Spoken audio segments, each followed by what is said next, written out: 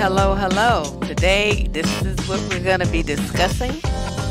And, what does manhood not want to mean do to me? that. That's supposed to How be do I define what makes coming a up male later. a man is the question. I cannot What I interpret the believe question really is trying to get at more is that I how to be messed an up adult, that bad.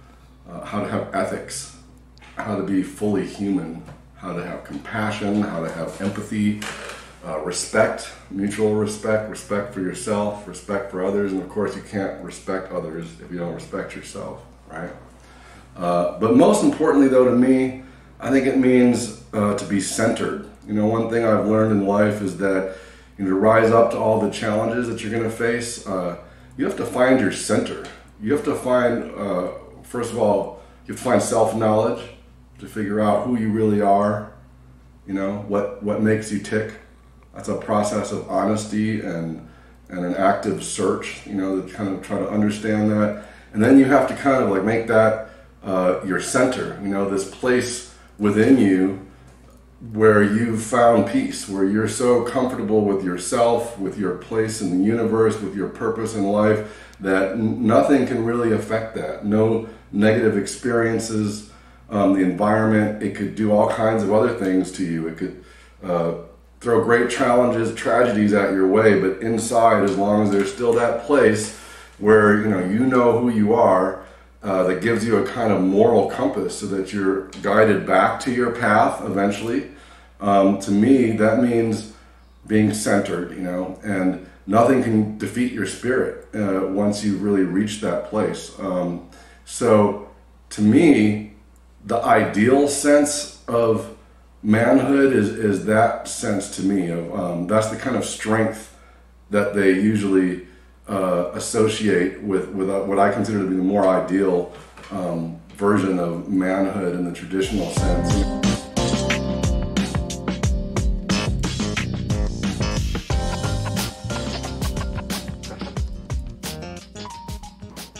What messages did I receive about manhood growing up and what it means to be a man? Well, I received mixed messages from my family and from society. If you grow up with a father in the house, as I did, your father usually is your first example of manhood. And mine was a mixed bag in that respect, but mostly a good man. But then when I was around 10, my parents separated and later divorced. And that kind of threw everything in my world kind of, out of kilter. Nothing seemed certain anymore. Nothing was fixed. The things that I had come to know as what family life was like, and the kind of traditions and norms and values of my family no longer seemed something that was inevitable or permanent. And I think from that point, I also began my own kind of search, for what my concept of manhood was. My father was still a part of my life. I still saw him regularly, but his absence in the household, I think, from that age, did make my path towards my manhood a little bit. It definitely changed the character of it. Probably in ways that surprised my parents. Then there's the influence of society, which I think is mostly just terrible. I really think that young men are socialized in terrible ways. I think they were then. I think they still are now. I think it's a combination of media, mass media images, movie, TV, film, popular culture. And then there's this kind of cult of tradition, as I call it, which I think is also very problematic.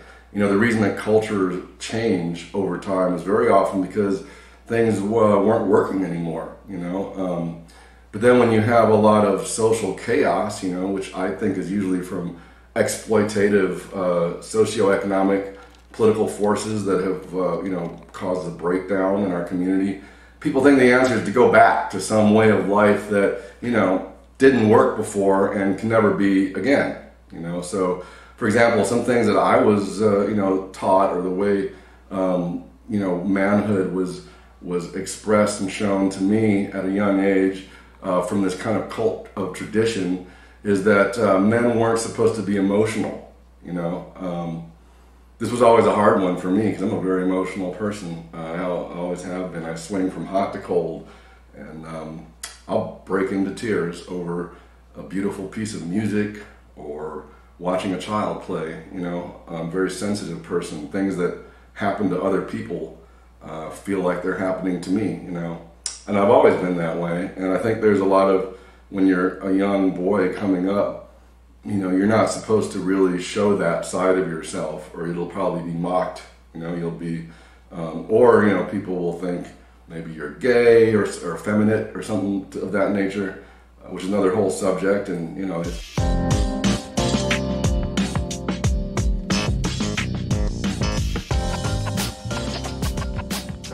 that the way young men are socialized to see women and sexuality is really perverse, in my opinion, and just destructive for everyone, men and women. I was raised this way, and I see it still going on. I blame it for some of the dysfunction in my own life that I've had to work through. You know, the cult of tradition tells you that, you know, you're supposed to kind of, the women are below you in the family structure. You know, you're the leader, so that, you know, you're supposed to kind of control them. But then mass media tells you to see them as sex objects and obsess over them. You know, both are based on fear. Men's fear, their insecurities about their masculinity. But you know what my first exposure to sexuality was, and it's probably fairly common, Playboy magazine. You know, my buddy down the block, Dad, we found his stash in the basement, got into them. So from about the age of 9 or 10, I was already seeing women as sort of objects of my pleasure and prizes for me to kind of try to win somehow or get out of life. You know, there became this kind of competition. You know, your success, you know, your manhood is measured at your success, you know, at sexual conquests, you know. So if you have to disrespect 20 women with some crude past just to get one of them to talk to you, that's okay, because that's what you're supposed to do.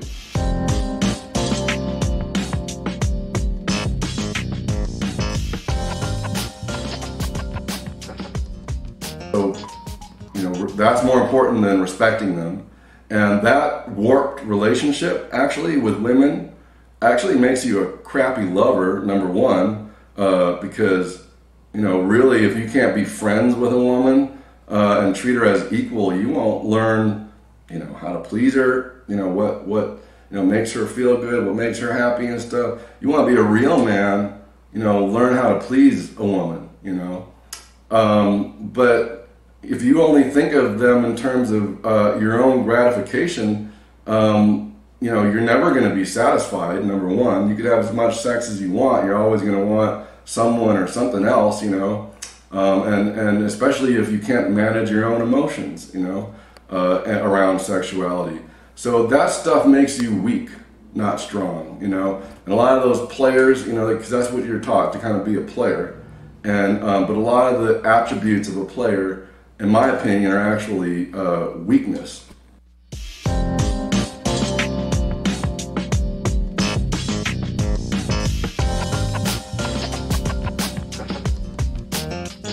And I hope you guys enjoyed that interview I did with my friend Vince some months ago. He has a couple of daughters, and you know, is a more mature guy, so he gets it. But welcome to the Debsterism channel for this Saturday afternoon.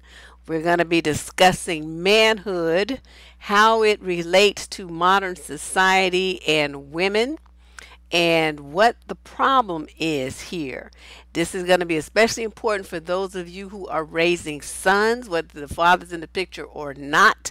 You need to have a very, very solid and strong idea of the principles of manhood and teach them to your sons, your nephews, your grandsons. Even though people say, well, women can't teach a man how to be a man. Okay, excuse the fuck out of me, but what good are men doing at it? you know, because the dudes that are like Vince are very few and far between. That's why I really wanted him to talk about his perspectives. And I'm very glad, out of the hundreds of men who told me that they would record a video about manhood when I was asking several months ago, there was three dudes, three, who came through. Three. I want you to know that. So as far as I'm concerned, like all the dudes who want to talk about, you know, well, women can't teach a man, what are you doing to teach a man? You had a perfect platform and opportunity to share your thoughts with thousands and thousands of men and women. And did you do it? No. So I don't want to hear it. No more. I don't want to hear nothing from dudes about what women can't do. So this video is directed towards women who are raising sons, women who will be interacting with men, women who have grandsons and nephews and, you know, stepsons or whatever kind of relation you have to young men. There needs to be some modifications in what the standards are for manhood, and it's going to come from us. Okay, because, you know, women are the first, I don't know, I don't want to say role model, but it kind of is, because you teach, even if we have a man in the home, women are the ones who teach things like manners and saying thank you, how to use eating utensils and not your hands and your face in the bowl. Women teach our children to say please and thank you and write thank you notes and to take turns and let other people go first. We teach the basic principles of society to our children. Now, if you don't have a good grasp on those yourself, which a lot of people may not because they were raised in foster homes or they had parents who were drug addicts and not really there and not teaching them anything, you pretty much raised yourself. There's a lot of young people like that. You do get somewhat of a pass. But as a mature adult, it is on you now to understand what you need to do to finish polishing yourself, and then to make sure that your children do not have to go through those struggles and strifes and don't know things like you didn't know, to have to learn the hard way like you did. So this is another avenue, another opportunity for you to learn something, and you know, for me to put some things on your mind so you can go forward and think about what you're doing and live a more purposeful existence and your best life. Okay, your best life as somebody's mama, your best life for yourself, your best career choices, your best romantic partner's choices. All of this is designed to get you to think about what you're doing and to make more purposeful, intelligent choices. Okay. Yes, we are definitely. She just put it perfectly. We are on the front line. That is exactly it. And I'm not saying that you're going to be perfect. I mean, there's not a perfect parent made yet, including myself. But what I think we can do is serve as a resource so that those coming after us don't have to make the same mistakes that we did. They can make different ones. You know what I mean? Because everybody's going to make some, but they don't have to make the same ones. And I think a lot of young men, even, you know, even if they had men in their life, the guys were just jacked up. I mean, so with the principles that they taught, like Vince referenced, the principles and culture that they indoctrinated these young men in is a twisted and sick one. So the kids, even though they have this idea of what quote manhood is, it's all messed up. It's all jacked up. So they're going out into the world and they're wreaking havoc on each other as well as women and children. And it's a very sad and sorry state of affairs. So part of the problem always in my eyes is recognizing when there is a problem and then determining what you can do about it. So before we get started, I wanted to show you Vince. Now I'm going to go over something that was very, very disturbing. Oh, where are my glasses? I need these bad boys because I have to read some text. And if a kid's okay with it, a kid's okay with what? I must have missed something. But anyway, oh, we had them all day. We played tennis, walked the dog, went to lunch in the park. Okay, that's Lady Boss. Show up your kid's step health.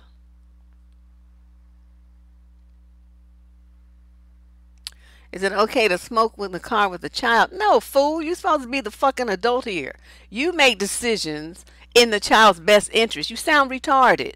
No, you don't smoke around a kid and fuck the kid's lungs up and give it emphysema and asthma and put it on the road to lung cancer with secondhand smoke. Crazy retard.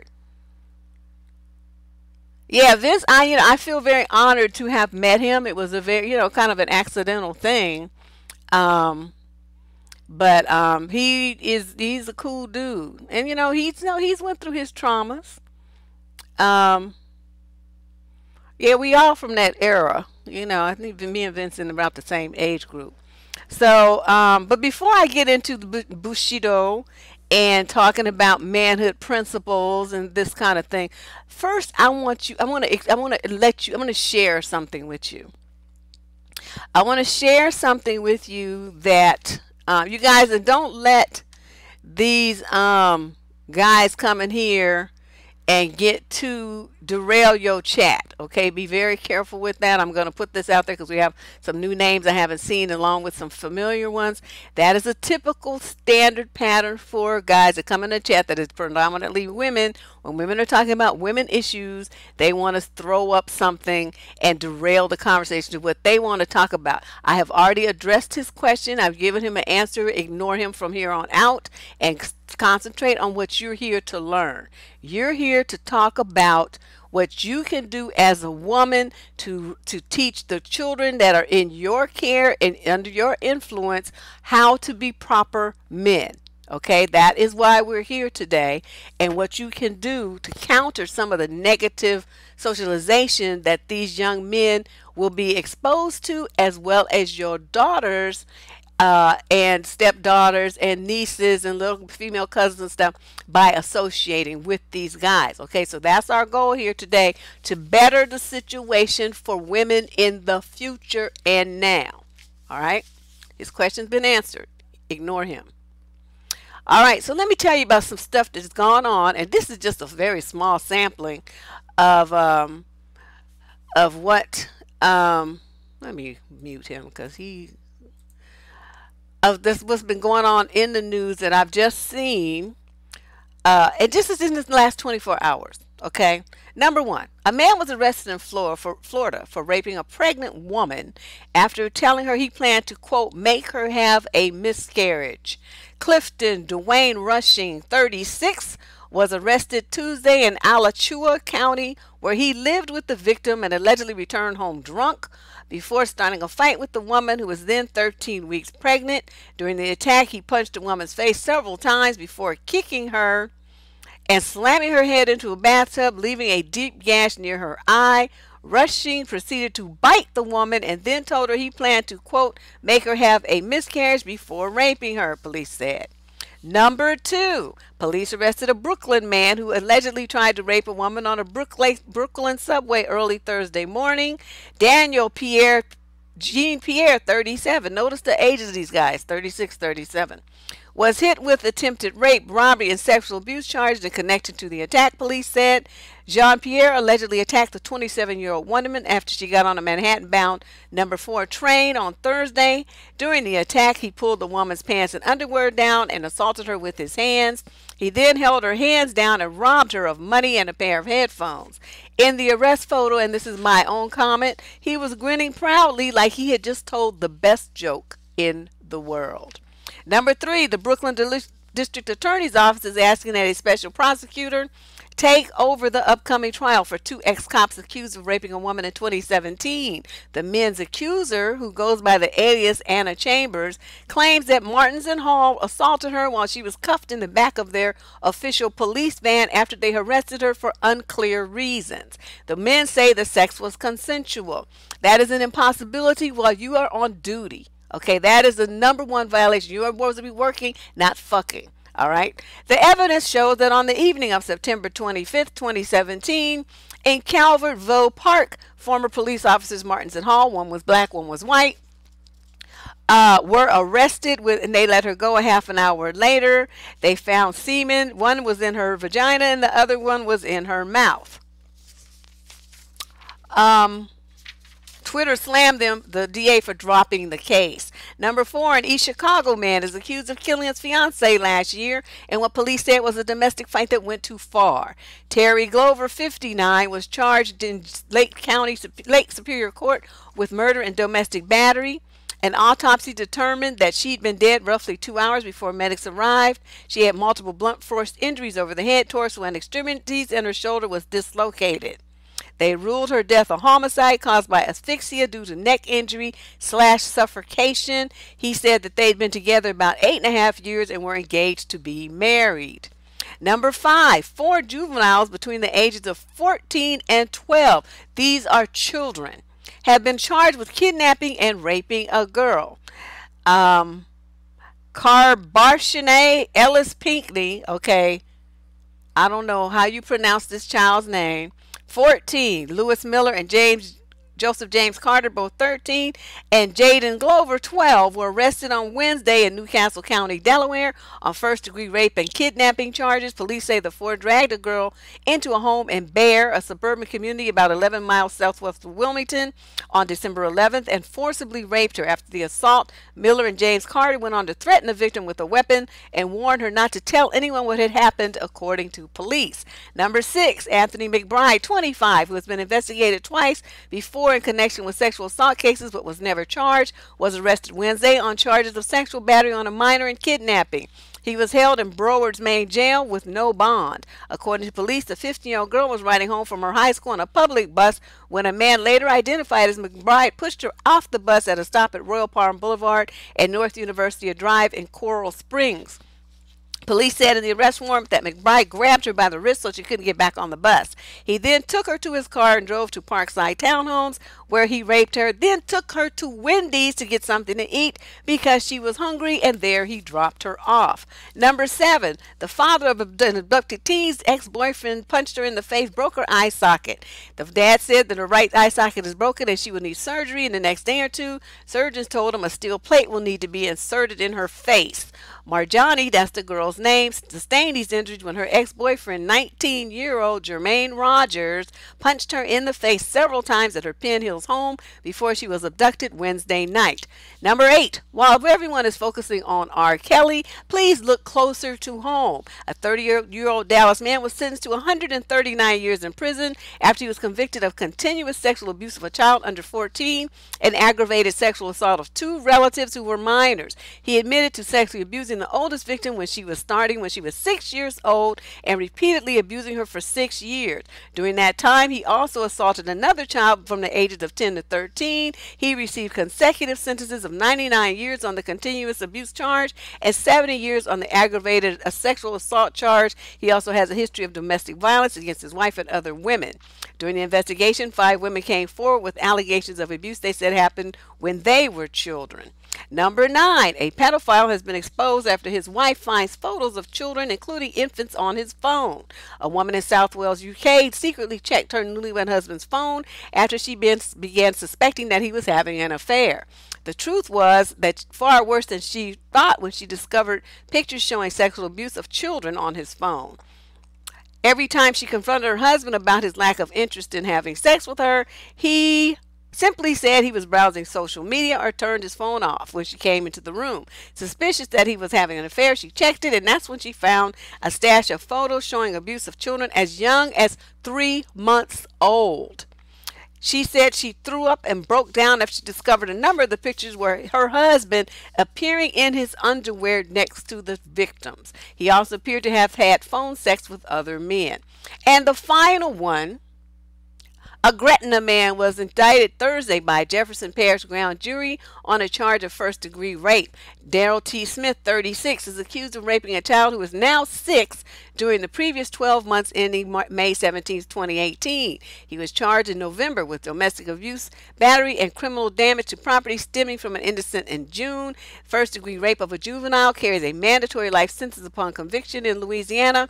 He's being held in the Jefferson Parish Correctional Center on a $750,000 bond.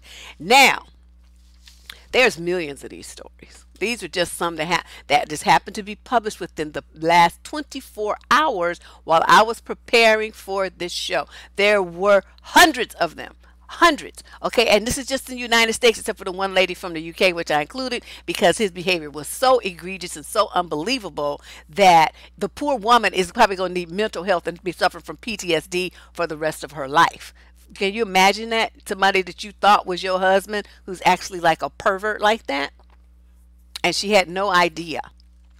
So, I add all this because I want to make an impression on you because this chat is often full of women who are like, they want to fill in with this, but not all men. Please explain the fuck to me how you supposed to know the difference. This woman is married to this man who ran a whole game on her for months and months and months, and then married her and then pulled his sheepskin off. And the wolf was there. Please tell me how you gonna magically know the difference. How do you know? What's your sign? What's your symptom? What's your magic trick that you know? You need to always protect your children, and you need to always protect yourself. And I don't care. Some of the times it's from their own father, as we see here. Okay. So when okay, you can't fix people who are already broken. Okay, and a lot of these people, when you look like those pictures of the 12 to 14-year-olds that were, got together in their little gang fashion and raped that little girl, those little boys' eyes are already dead. So you don't know what happened to them. Whatever it was pretty bad, because it's not normal for kids that young to behave in such a predatory way. Okay, there's something wrong with the way that these boys are being socialized and the way that they are being parented. And I want to bring this to your attention now. If you have girls between the ages of just about infancy to 17 or 18 years old, they are all at high risk. Even the little boys are. But you definitely got to keep an eye on your girls. It's just unbelievable. Yeah, married, I mean, it's great, but sometimes like the person that they become even after they have children, they change. Women report that all the time. The guys change. He becomes weird or clingy or violent and jealous, and he's like in competition with the kid. Just all kind of weird things start coming up from their childhood that you need to pay attention to.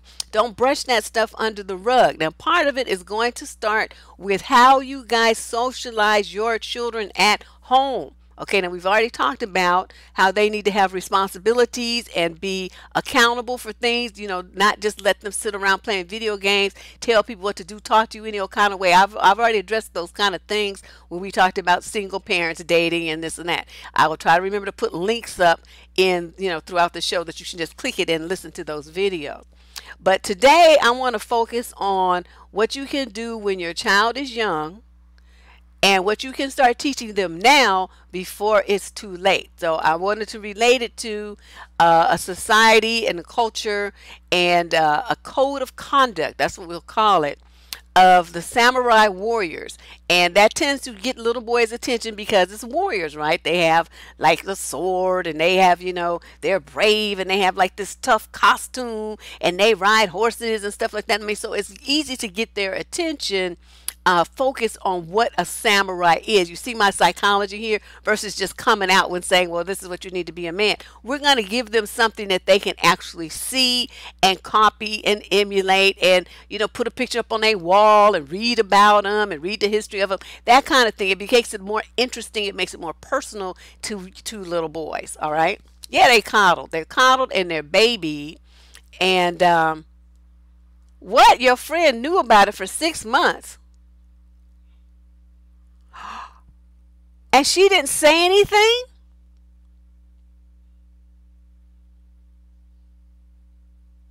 Paige, that don't mean shit because the rich ones do the same shit. They're just going to cover with theirs. It's not the money, the money that the man have. It's what kind of man is he? A lot of the rich ones are the ones that are running the pedophile rings and bringing in kids for sex slavery because they the ones with the private planes and stuff. His money don't mean a goddamn thing. You better go by the man's character. And this is what we're going to talk about. Money don't mean shit. All right. Now, let's talk about Bushido. Bushido. That's how you pronounce it. Because originally I thought, okay, is it Bushido? Heavy Japanese accent, but no, that's not. It's Bushido. All right. Now, this we're talking about like in the years, like the 16th century, with the 1500s is when this term started being used with samurai warriors. And I wanted to go over what they call the 8 virtues of the samurai. Then I'm going to share with you my own principles of manhood, which are produced in a 2016 video that is up on this channel, which I will also link to you. She told you as gossip Girl, you need a new friend. She a ain't shit heifer. Now she'd have to go. That's somebody whose moral compass, as like people like to say, whose moral compass is so far removed from mine. She should have been telling you how she reported it and what happened and how the kid was saved, instead of spreading it like gossip and she hasn't done anything and just leave this kid to be abused for another 6 months. Yeah, you get damp on that, Van. Thank you for sharing. But wow, see, that's the kind of stuff I'm talking about. We are supposed to be the protectors of the youths, the babies. And you got people like that just turning their back on them. That's a bitch. I'm sorry. That is a bitch. I don't know any polite thing to say about her, but she would have to go. She couldn't be in my life space. Okay, so let's talk about what are some of these principles that the samurai, who were some of the fiercest, most loyal warriors in Japan's history, what did they do? What were the codes of conduct for the samurai? And it says frugal living, so they wasn't living outside of their means, going to a whole bunch of jet, trying to hide side and profile. They were kind, they were honest, and their personal honor. Honor was a big thing to them, to the point where if you lost your honor as a warrior, the only way that you could regain it was like gutting yourself. And they have a name for it. I can't remember what it is now. Some seppuku, ritual disembowelment. I'm thinking, okay, that's a bit harsh, but that was, that's part of the code. So let's go over these 8 principles, these 8 codes of conduct that you need to start thinking about teaching your sons. And it doesn't have to be in the samurai terminology, but I'm seriously think that associating it, maybe get your kid a replica, sword made out of plastic or something. I mean, the headpiece or something. I mean, something that could mean, put the just Japanese symbols for these 8 things up on his wall. I mean, whatever way you can make it personal and have him help relate to it. That's what I'm saying. That I thought that would be a good idea. All right, so let's talk about this. The first one is called rectitude or justice. And if you look in a dictionary, what rectitude means is a beautiful word. It means honesty, correct moral behavior, rightness of principle or conduct, moral virtue. And so it's like, man, if we had men who exhibited rectitude, I think every woman would be like really happy. And so then you start looking at what are some synonyms of that. Synonyms means, words with a similar meaning. For those of you who get them confused, I used to. Homonyms, synonyms, antonyms, I was like, what? But synonyms mean that the words have a similar meaning. Character, conscientiousness, correctness, fairness, faithfulness, faultlessness, fidelity, goodness, honor, honesty, impartiality, integrity, a sense of loyalty, morality, high principles, propriety, reputability, responsibility, righteousness, scrupulousness, straight course, straightforwardness, trustworthiness, uncorruptible, living upright, veracity, virtue, and worthiness.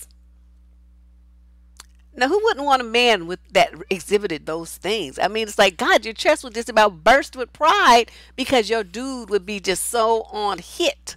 But how many men exhibit those, especially in the black community? Very few.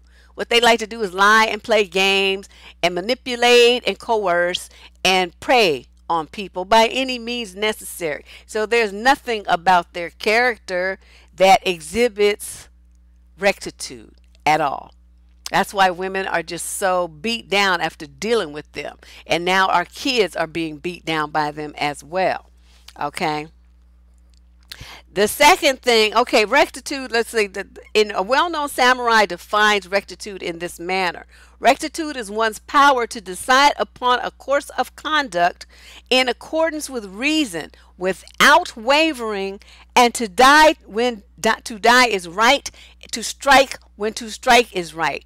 Another speaks of it in these terms. Rectitude is the bone that gives firmness and stature. Without bones, the head cannot rest on top of the spine, nor hands move, nor feet stand. So without rectitude, neither talent nor learning can make the human into a samurai.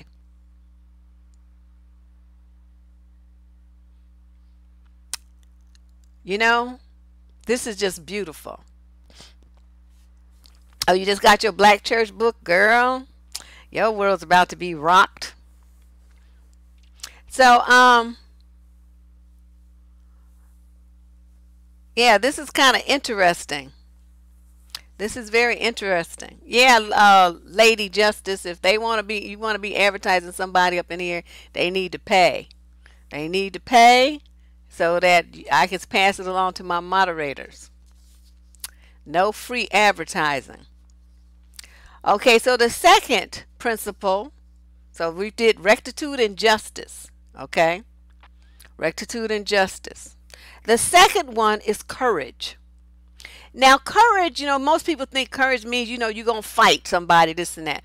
Courage is also meaning the willingness to take risk, because a lot of people are so concerned with being safe and being right that they never, ever, ever try anything new. They never stretch their boundaries. They never strive for greatness. They stay in the bottom where it's safe. They feel okay because there's a lot of people at the bottom with them, you know. So I'm like, wow, this is kind of a interesting. So courage, Bushido distinguishes between bravery and courage. Courage is worthy of being counted among virtues, but only if it's exercised in the cause of righteousness and rectitude. Confucius says, which Confucius had a big influence, Buddhism and Confucianism, however you say it, had a big impact in the latter part of the 18th century in Japan, and the samurai, kind of adopted it, kind of became incorporated in with their warriorness, the idea of learnedness and peace, and this kind of thing. If you watch that show, what was the name of it? It showed this Chinese guy who used to walk all across the western United States, in the old West days. Kung Fu. It was called Kung Fu. And David Carradine played Kung Fu. And he would do, chop. But he also was full of, he would do his Buddhist prayers. And he would talk about Confucius. He would quote Confucius and stuff like that, and quote Buddha. And so he was a combination of these kinds of principles. But he was here in the United States. He didn't call himself a samurai. But it says, in his Analects, Confucius says, perceiving what is right and doing it not reveals a lack of courage. In short, courage is doing what is right. Now, just think, now these four young men who abducted that girl, how might that have turned out different if one of them had the courage not to go along with the other three and say, this is not right, and leave, call 911 and save that girl? How might his life and her life have ended differently? But they did not have most young people don't have the courage to go against the crowd because they don't have that kind of courage. And that needs to be trained into your children, that it's okay to be different. It's okay to be the leader. It's okay not to be part of the crowd.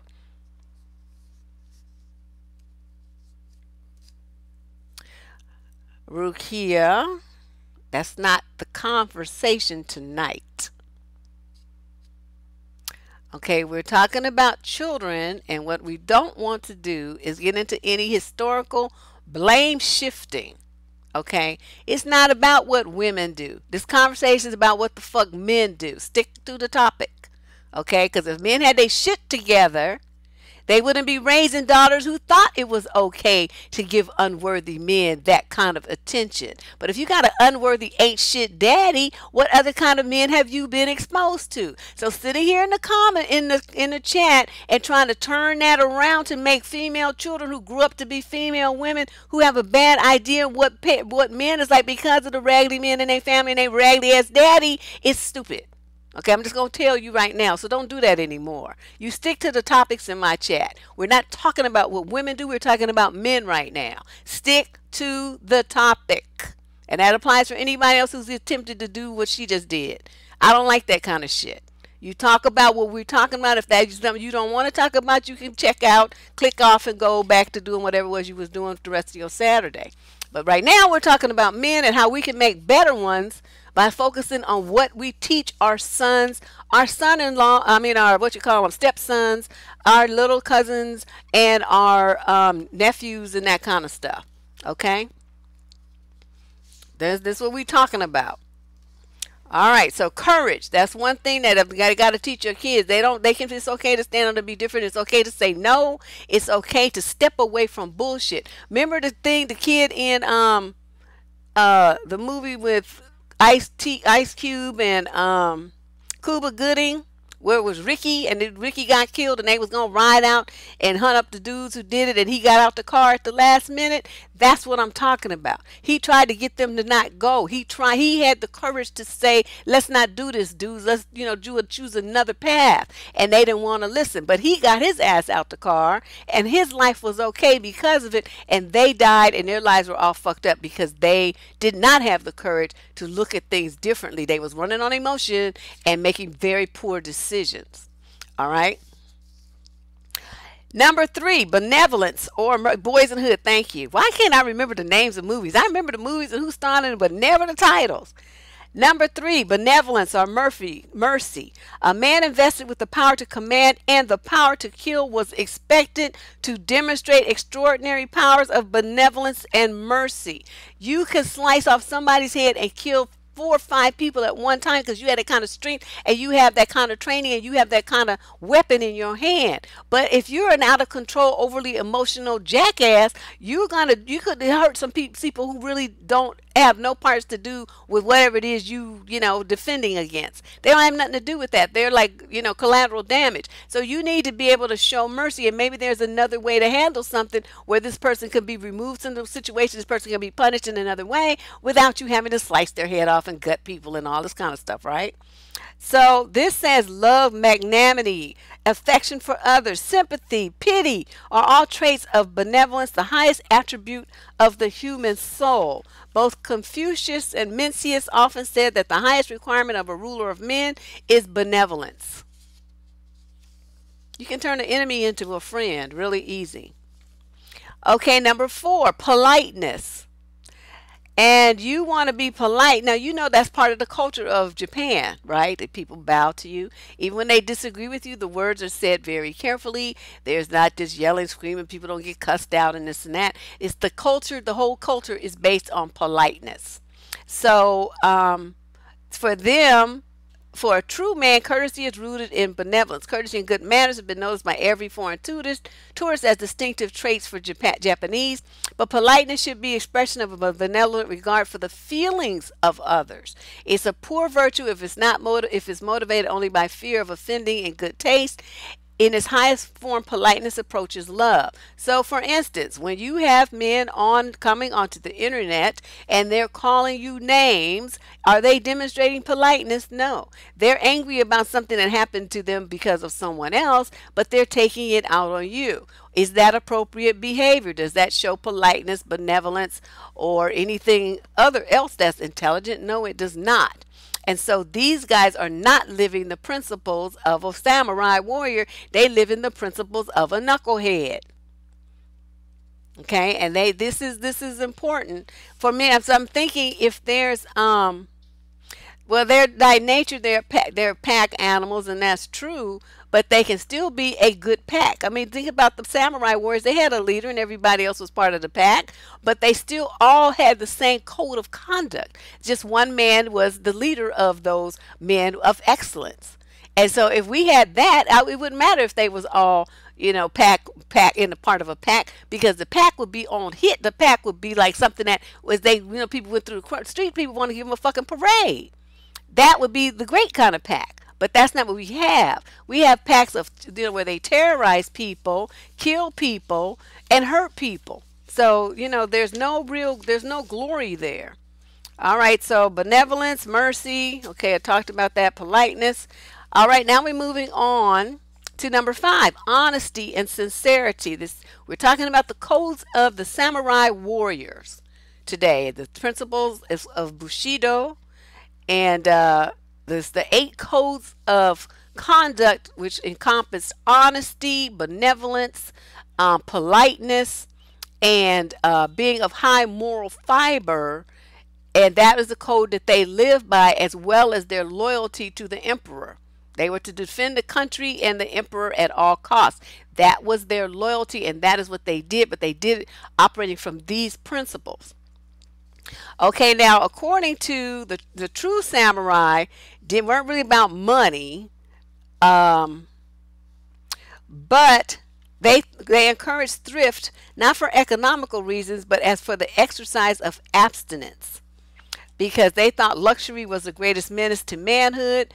Because for the warrior class, they tried to, live a life of simplicity. So they would stay focused on their internal qualities and control of self versus how much money I'm gonna get and who am I gonna hurt to get it. So see, you're worrying about riches and wealth.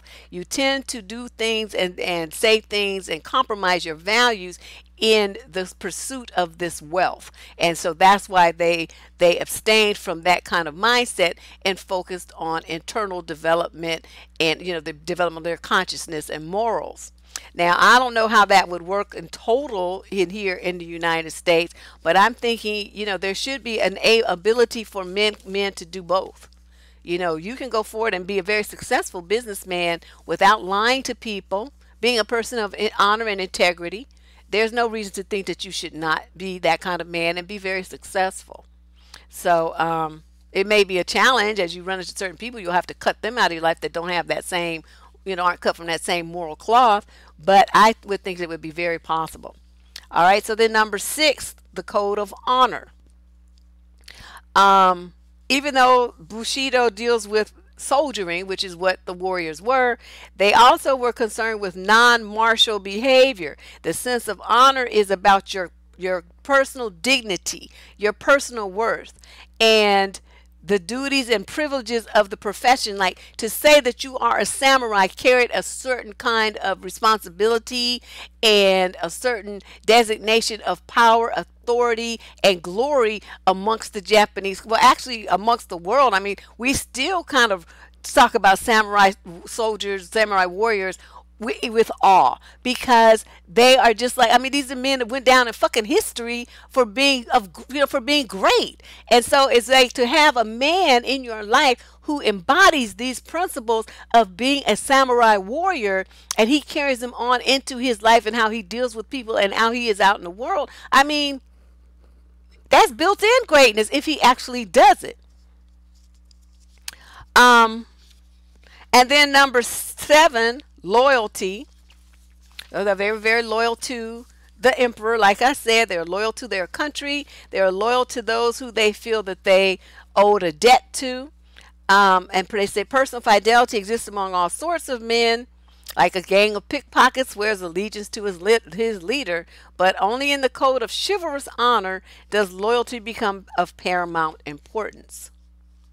Okay, and then the final one, code number 8, character and self-control. This is the one that is greatly, I mean, sorely, just ridiculously lacking in our society today. It teaches men that how they should behave with an absolute moral standard. When right is right and what's wrong is wrong, you stick to what's right because that's what's right. You do what's right under any and all circumstances. And there's no argument, there's no judgment. And they say that it's a man's obligation to teach his children moral standards through the model of his own behavior. The first objective of samurai education was to build up character. Prudence, intelligence, and language skills were less important. Intellectual superiority was held in high regard, but the samurai were essentially men of action. And by choosing compassion over confrontation and benevolence over belligerence, the samurai demonstrated ageless qualities of manliness. And that today these lessons couldn't be more timely.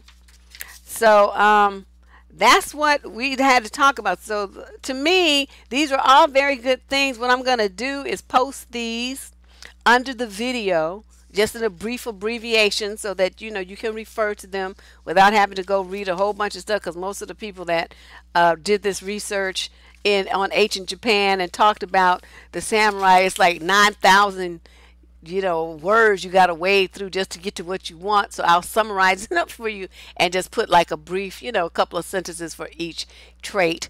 And then it'll be there so you can copy and paste it onto a piece of paper or email or something. So manhood is a very difficult thing, I think, to for young men to define. And a lot of women pointed out, well, they're learning it from videos, they're learning it from the rap culture, they're learning it from knuckleheads on the street. Okay, that might be true, but even as a mom, even if you don't feel that you qualified to teach him how to be a man, you can teach him how to have morals, you can teach him how to have values, you can teach him how to be a person of honor and integrity. You can teach all of these principles to your son, who can then take them out into the world and present himself using those things in combination with his maleness, and people will perceive him to be a quote good man. This is not hard. This is not rocket science. The only thing that I think you have to really understand as a woman is the toughness part, and that's where a lot of women fall down lacking, because you want to baby your sons. You want to make life easy for them. You cannot do that. Your son has to be tough, because even if he can relax at home, he can relax with his wife, he can put all that down once he walks inside his house where he lives with his woman. And once he sets foot on the other side of that door, the world is out there and they don't give a fuck. Okay, they don't give a fuck about his feelings and your sensitivities and all this kind of stuff. They don't care. So you have to make sure that your son understands he's going to be hit with a lot of different things. People are going to attack him. They're going to be confrontational. He's going to get rejected. He's going to have a lot of negative feelings about it, unless you teach him how to manage his emotions. And that, I think, is where a lot of mothers fall down. You baby your sons and you feed into that bullshit, petting him up and all this stuff. You need to bust him upside his head and say, stop whining like a fucking baby. You're not a baby. You're going to be a man, and you need to toughen up. Get your warrior face on. It's time for you to get your shit straight. You go out in the world and you don't sit up there and cry. You get a plan. You have a plan of action. You have a code that you live by, and you go and you make that shit happen. Okay, and you do it within your moral framework. You don't go out victimizing people and being a predator. You make it happen for yourself, because that's your personal goal. And that's what you have to tell your sons, and what you have to reinforce to them. You are not going to go victimize anybody. You're not going to hurt anybody. That's not a man who does that. That's a bitch ass. Ugh. Okay. Don't come in here calling me names. Your mama's Whoopi Goldberg.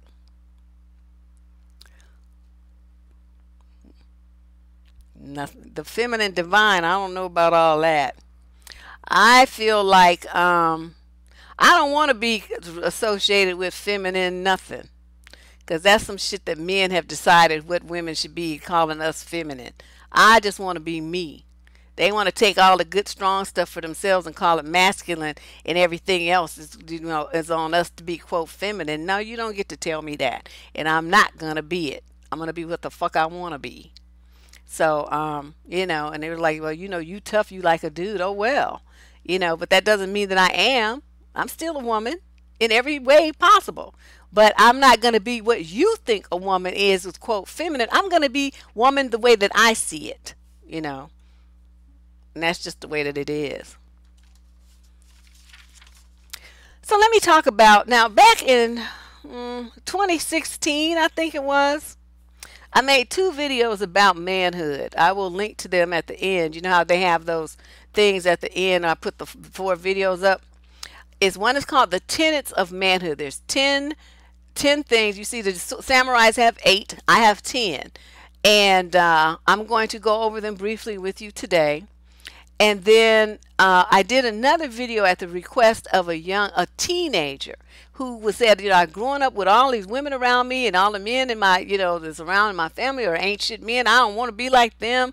Can you help me, kind of start thinking about what I can do to be a better man that's not like these dudes. So I had to think about it for a couple of weeks, to really think about, okay, he's a kid. I think he was 16. So it's a lot of stuff you can't put on him yet, because he doesn't have a job. He's still in school. He's doesn't have any money.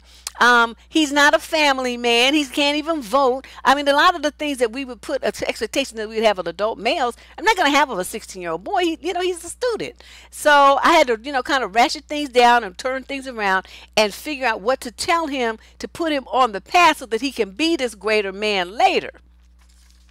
So I came up with 10 tenets of manhood. These are my own. This is it. And I think combined with the principles that just went over about the samurai code, the Bushido code of conduct, I think if you got a guy who's following these things, he's going to be a pretty on-hit dude. All right, so let me talk about number 1.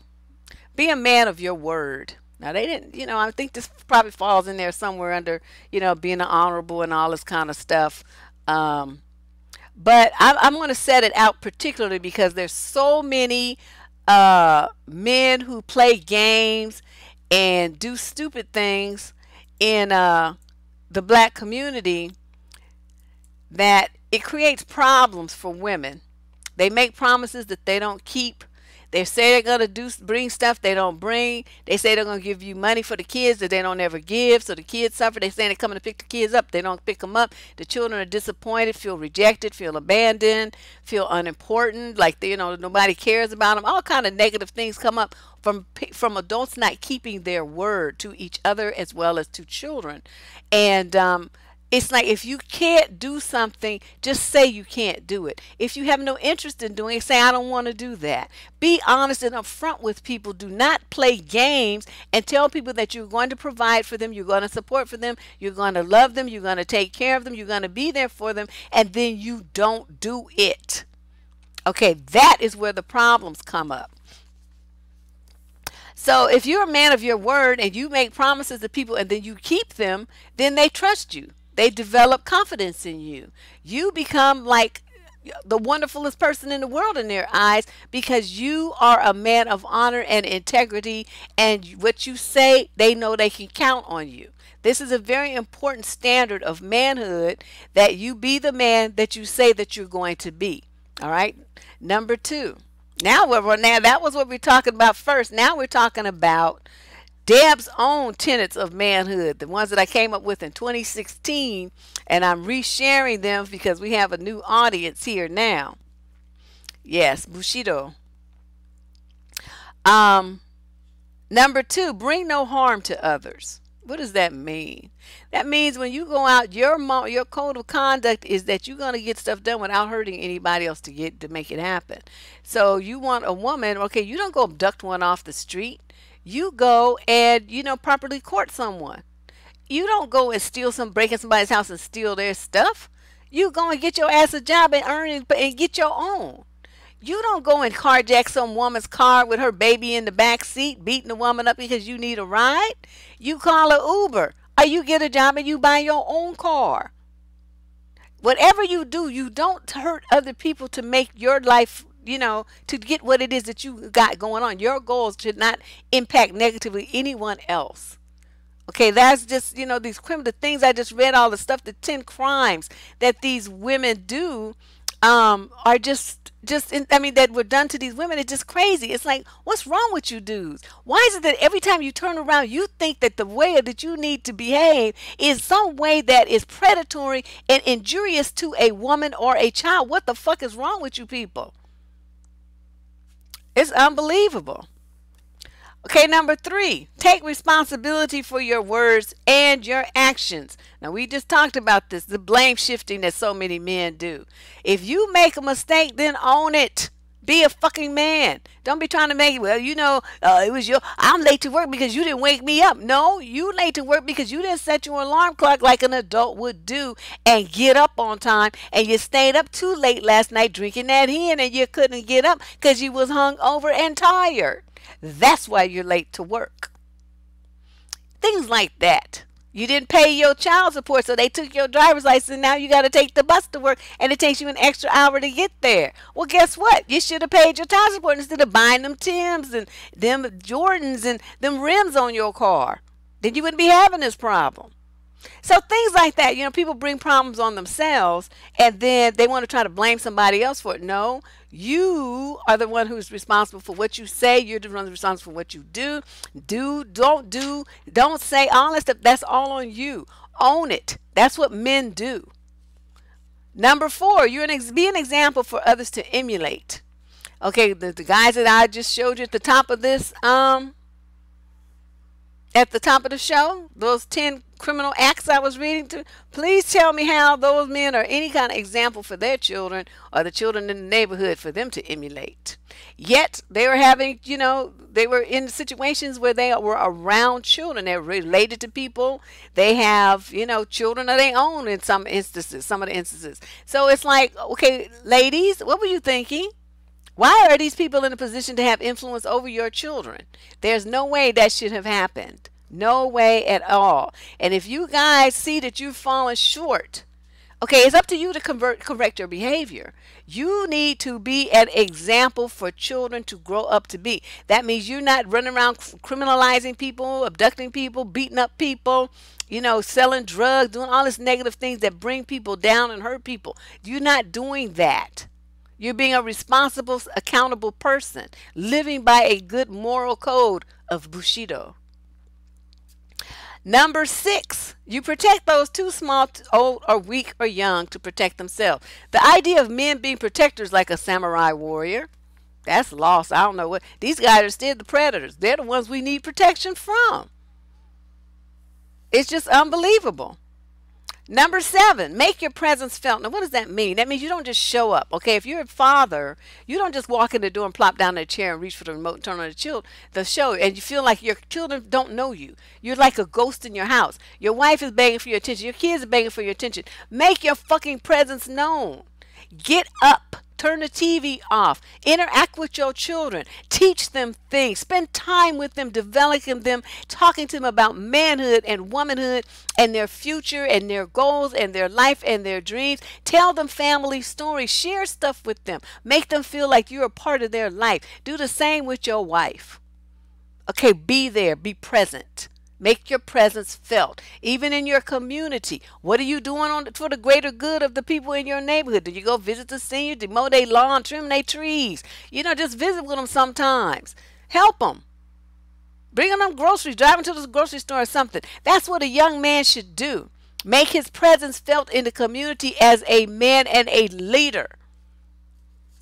Oh my God.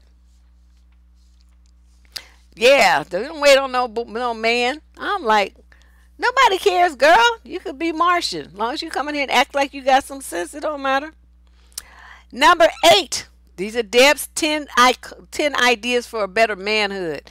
Be courageous. Now that's in line with the Bushido concepts. Courage is the number one thing that I think most men don't have. They're very cowardly, extremely scary. It's just unbelievable to me. It just disgusts me to no end. And I think a lot of it is, we haven't been having the draft for a long, since when was the draft? 70s? The last draft. And so these guys aren't being trained to be shoulders. They're not being trained to be brave. They're not being trained to be warriors. And so they're all soft. All the biggest thing they do is make a fight a war on a video game. And so they're very, just weak. And so they're scary.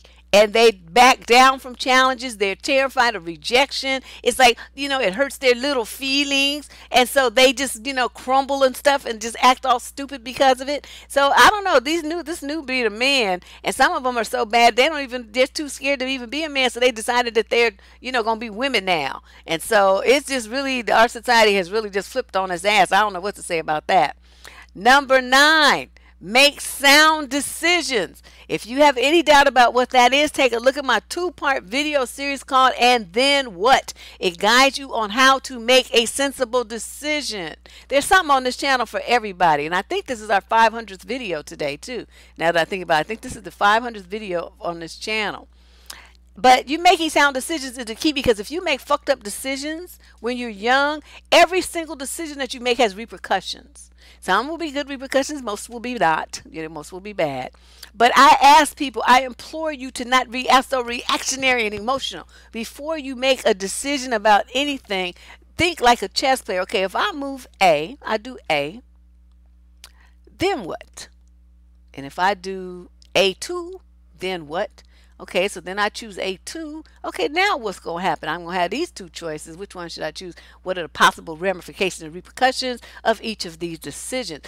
Think your shit through before you decide to do something. Like you sitting there, you all caught up in the moment, right? Dudes say, "Oh, I don't want to use a condom." Okay, now this is when the light comes on and the Jeopardy music plays.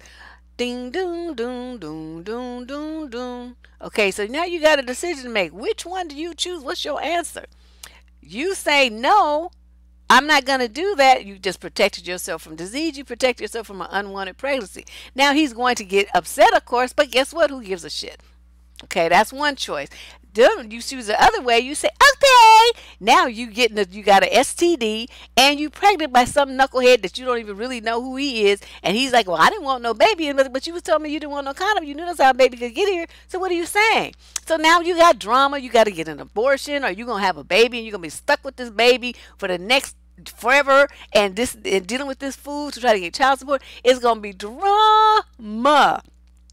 Because you didn't stop for a minute and say, and then what? You just let your emotions lead you down the path of death and destruction. That's what I'm talking about. Make sound decisions. And if he were making sound decisions in that instance, he wouldn't have asked for that, because he would have known it would have put him on, this path to be a baby daddy in 18 years of you reaching in his pocket for child support.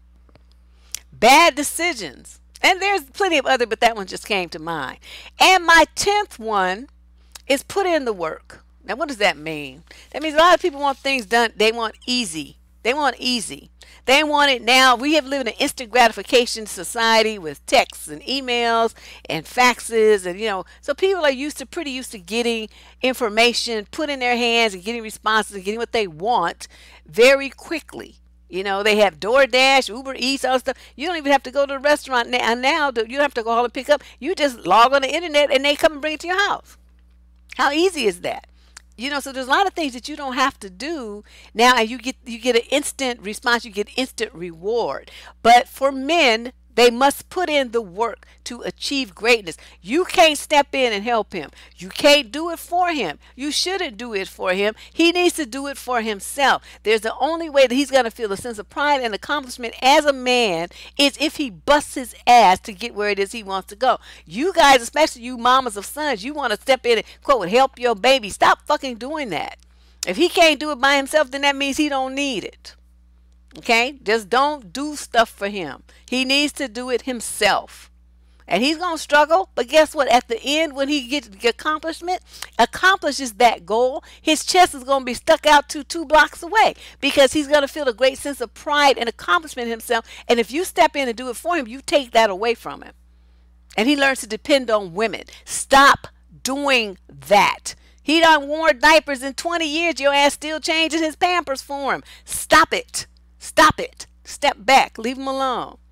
He's going to fall down and bump his head. Guess what? He'll get up. It ain't fatal.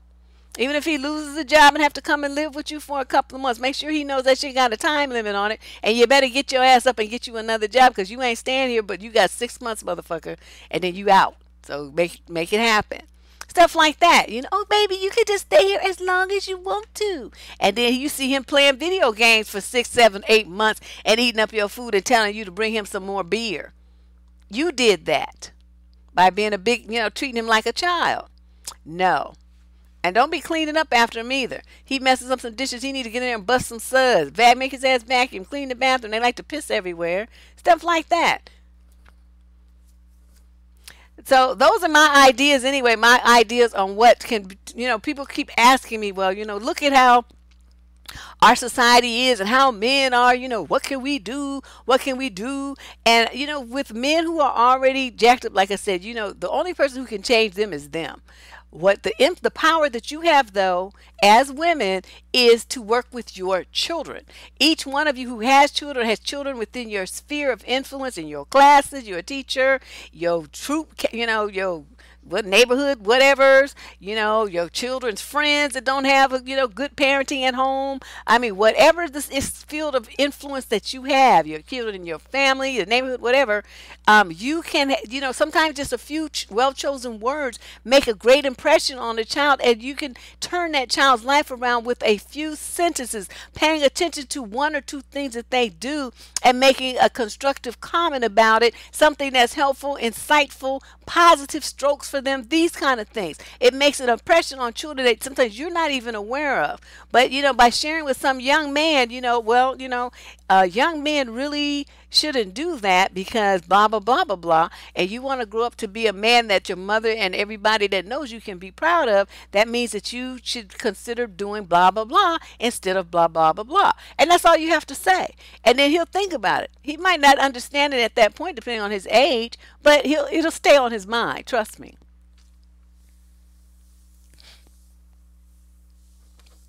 We're not talking about what women do. Okay, see, the new people, Nasty Ho, as her name is, which is crazy. In this chat, when we are talking about men, we do not talk about women at all, in any way, shape, or form. That is a violation. Okay, we do not do that here. The topic on tonight's show is talking about manhood. Women do not have manhood. Okay, we're never going to have manhood.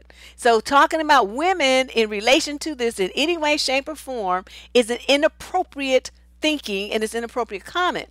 And if you want to roll with this crowd, you got to understand how we roll. And that kind of shit there, we don't do here. Okay, we don't do that here.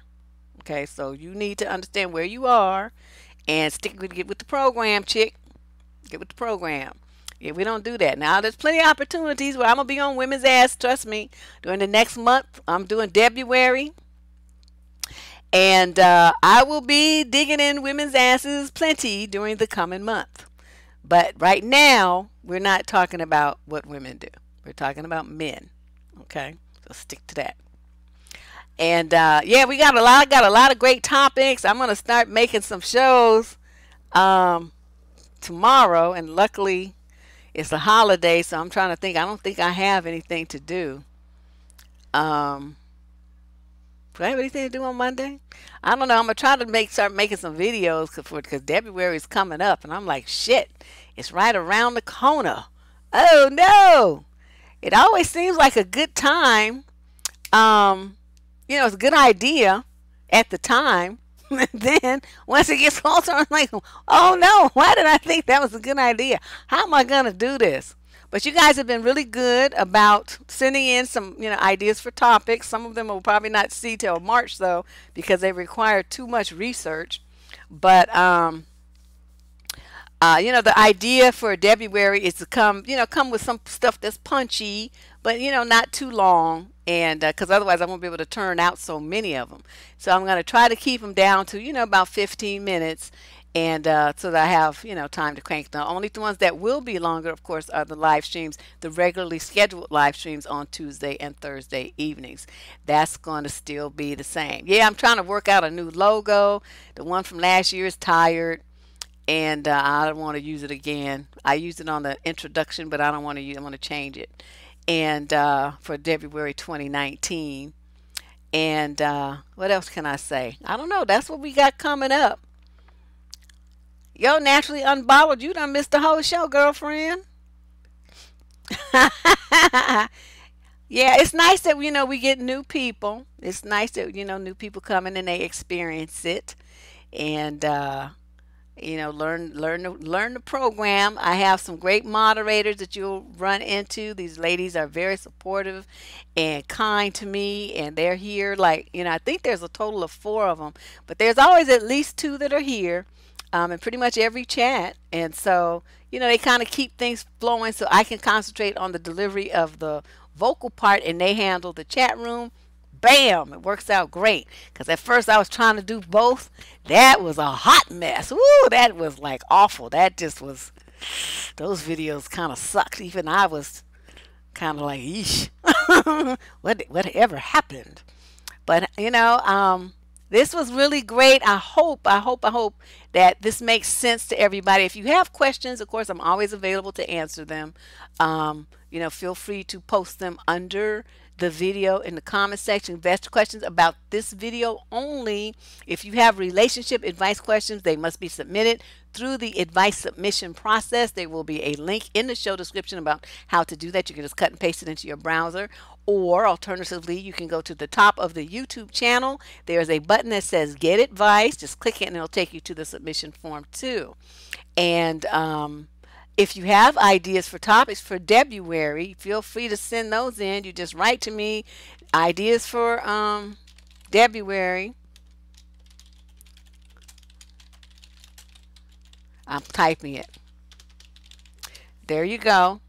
Surviving Dating at gmail.com. That's where you send your idea for February. If you can, give me an example.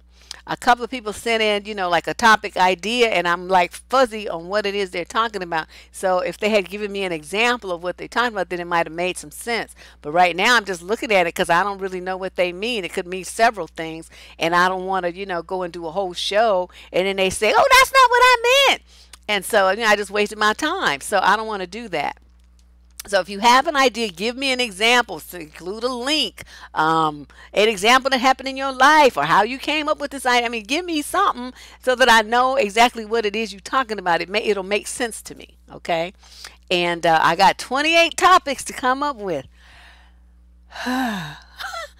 So I got some, but like I said, some we're gonna have to push them off till March when I have more time to do. I don't have time to do research when I'm cranking out a video every day for 28 days. That ain't gonna happen. So it's got to be something I can turn around quick and get the thing on here. But I hope that this was informational for you. Any questions that you have, feel free to post them, like I said, underneath the video. Send me your topic suggestions. Send in your advice question. I'll be back on Tuesday when we do What the Fuck Tuesday. For those of you who are new, check out some of those videos. We do it live advice every Tuesday here where I read the questions and I give an answer right on the fly right here in real time without even really thinking about it too much. It's always a good time. We are full of jokes and a lot of laughter. But thank you guys for coming. This is Deb Cooper from survivingdating.com. You can find, I have probably about 500 or 600 articles over there about dating relationships that you can read.